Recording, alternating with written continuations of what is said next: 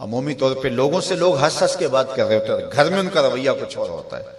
کسی شخص کی سیرت کو پہچاننے کا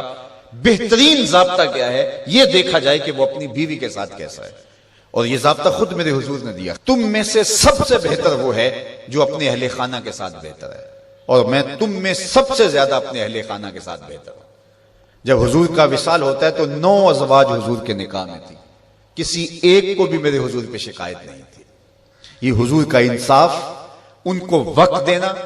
ان کے لیے حضور علیہ الصلوۃ والسلام کا ایثار اور ان کے لیے حضور کی محبتیں۔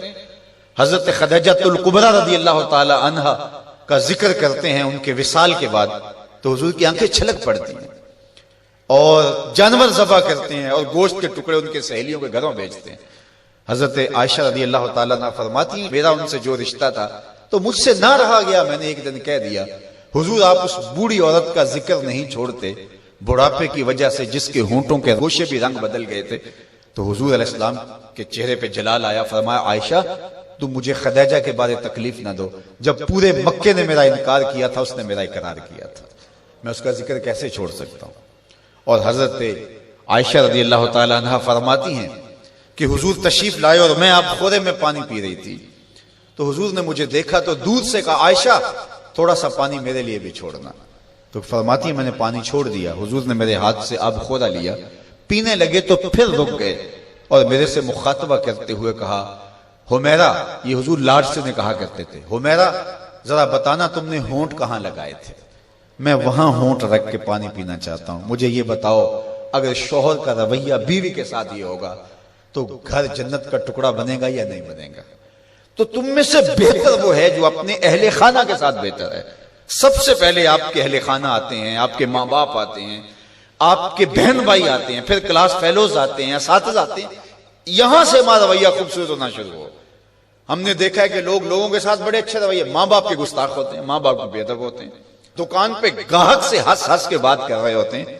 لیکن بہن بھائیوں کے ساتھ رویہ تلخ ہوتا ہے، بیوی کے سامنے جا کے فرعون بن جاتے ہیں، ماں باپ کے سامنے جو ہے ان کے رویے کی تلخی ہوتی ہے۔ سارا دن جی ہمارا پیشہ ایسا ہے لوگوں سے ہنس ہنس کے بات کرنی ہے، لیکن جن سے آپ ہنس کے بولیں گے ماں کے کلیجے میں ٹھنڈ پڑ جائے گی اور باپ نہال ہو جائے گا، اس کے سارے دن کی تھکن اتر جائے گی، اس سے ہنس کے نہیں بولتے ہم سارا دن کے تھکے ہوئے آئے ہیں،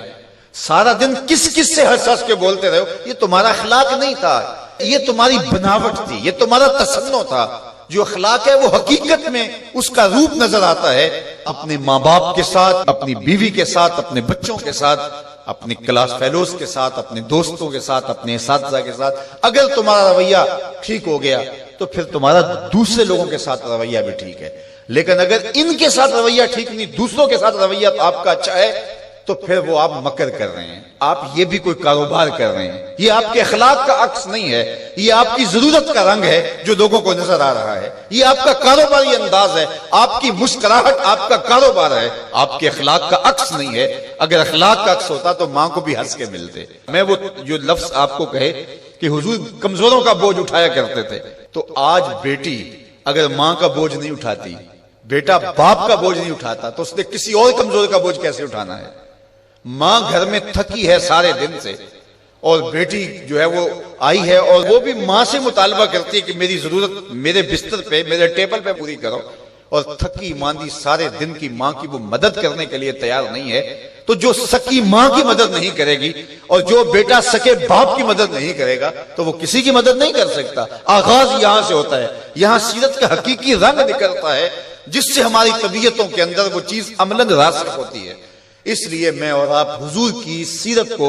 اپنی روح کے اندر اصل طور پہ اتاریں اور وہ ہمارا جزو لا ينفک بن جائے، وہ ہماری فطرت ثانیہ بن جائے، وہ ہماری عادت کا حصہ بن جائے، اور وہ خوشی اور وہ مسکراہٹ جو محض کاروبار کے لیے اور عادت کے لیے نہ ہو بلکہ انسان کی طبع کا حصہ ہو، وہ آپ کے غم غلط کرے گی، وہ آپ کو طمانیت قلب دے گی، وہ آپ کو قرار باطن عطا کرے گی۔ ویسے ہنس ہنس کے بولیں تو وہ ایک مکر ہوگا، اس سے تو جبڑے تھک جائیں گے، اس سے تو جو ہے وہ آپ کو کچھ فائدہ ہونے والا نہیں ہے۔ تو آئیے میں اور آپ اپنے آپ کو حقیقی عملی زندگی کی طرف لے جائیں۔